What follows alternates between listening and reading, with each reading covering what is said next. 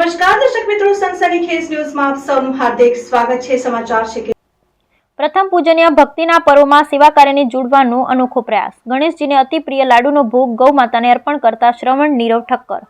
Dry fruit વાળા 3000 લાડુ અને 5000 ગરમા ગરમ રોટલીઓનું ડાઇનિંગ ટેબલ પર પીરસાયું। વડોદરા સહિત દેશભરમાં હાલ રંગેચંગે ગણેશોત્સવની ઉજવણી કરવામાં આવી રહી છે, ત્યારે વિતેલા 3.5 વર્ષથી જરૂરિયાતમંદ માટે સેવાની અવિરત ધૂણી ધખાવતી શ્રવણ સેવા ફાઉન્ડેશન દ્વારા ગણેશજીના અતિ પ્રિય એવા લાડુના ભોગ 33 કરોડ દેવી દેવતાઓને જેમનામાં વાસ છે તેવા ગૌ માતાને અર્પણ કર્યો છે। સાથે જ ગરમા ગરમ રોટલીઓ પણ ગૌ માતાને જમાડવામાં આવી છે। આમ ગણેશોત્સવને પર્વને ગૌ સેવા સાથે જોડવાનો અનોખો પ્રયાસ કરવામાં આવ્યો હોવાનું સંસ્થાના ફાઉન્ડર નીરવ ઠક્કર દ્વારા જણાવવામાં આવ્યું છે। હજારો કિલો ફળો, રોટલી, લીલું ઘાસ, કેરીનો રસ વગેરે અર્પણ કર્યાનું રેકોર્ડ સંસ્થાના ફાઉન્ડર નીરવ ઠક્કરે જણાવ્યું છે કે શ્રવણ સેવા ફાઉન્ડેશન છેલ્લા 3.5 વર્ષથી વધુ સમયથી વિવિધ સેવા કાર્યોમાં જોડાયેલી છે। અમે ફૂટપાથ પર જીવન વ્યતીત કરવા મજબૂર નિસહાય વૃદ્ધોને 3.5 વર્ષથી નિયમિત સ્વાદિષ્ટ ભોજન સેવાઓ આપી રહ્યા છીએ, ત્યારે તેમની સાથે હવે સંસ્થા દ્વારા ગૌ સેવા માટેના સઘન પ્રયત્ન કરવામાં આવી રહ્યા છે।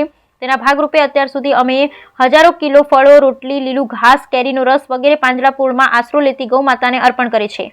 હાલમાં ગણેશોત્સવ ચાલતો હોવાથી અમે ગણેશજીના અતિપ્રિય એવા લાડુનો ભોગ ગૌ માતાને અર્પણ કર્યો છે। નીરવ ઠક્કરે વધુમાં જણાવ્યું કે અમારા દ્વારા 3000 જેટલા ડ્રાયફ્રૂટ લાડુ અને ગરમા ગરમ રોટલીનો ભોગ કરજણ પાંજરાપોળમાં આશરે લેતી ગૌ માતાઓને અર્પણ કરવામાં આવ્યો છે। ગૌ માતા માટે ડાઇનિંગ ટેબલ પર પીરસેલા લાડુ અને રોટલીનો ભોગ સફાચટ કરી દીધો, જે તેમની લાડુ પ્રિયતાની સાબિતી આપે છે। અમે ગણેશોત્સવ પર્વને ગૌ સેવા સાથે જોડી તમને પૌષ્ટિક લાડુ જમાડવાનો પ્રયાસ કર્યો છે। ગૌ માતા કચરો, પ્લાસ્ટિક ન ખાય તેનું વાતનું ખાસ ધ્યાન રાખવું આપની સૌની જવાબદારી છે। આખરમાં નીરવ ઠક્કરે ઉમેર્યું કે ગૌ માતામાં 33 કરોડ દેવી દેવતાનો વાસ છે। આ વાત આપણે સૌ જાણીએ છીએ। આપણી આસપાસ જ્યાં પણ ગૌ માતા દેખાય તેમને ફળ, રોટલી તથા ઘાસ ખવડાવવું જોઈએ। ગૌ માતા કચરો, પ્લાસ્ટિક ન ખાય તેવું વાતનું ધ્યાન રાખવું આપણા સૌની જવાબદારી છે।